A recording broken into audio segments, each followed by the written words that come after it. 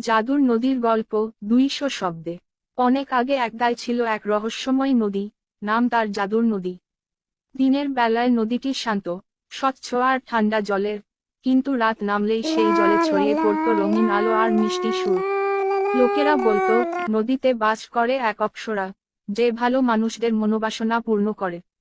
একবার সেই গায়ে এলো এক গরিব ছেলে, নাম তার রাজু। তার মায়ের অসুখ, ওষুধ কেনার টাকা নেই। গ্রামের এক বৃদ্ধা তাকে বলল, পূর্ণিমার রাতে জাদুর নদীর পাড়ে দাঁড়াও, মন থেকে কিছু চাইলে নদী সেটা শুনবে। পূর্ণিমার রাতে রাজু গিয়ে দাঁড়ালো। চোখ বুজে সে বলল, মা যেন ভালো হয়ে যায়।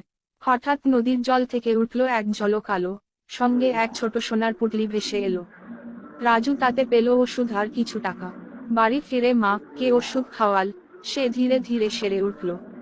এরপর রাজু নদীর ধারে একটা ছোট্ট মন্দির বানালো। গায়ের সবাই বিশ্বাস করতে লাগলো, জাদুর নদী শুধু জল নয়, তা এক আশীর্বাদ। আর রাজু, সে হয়ে উঠল গ্রামের ভালোবাসার সন্তান।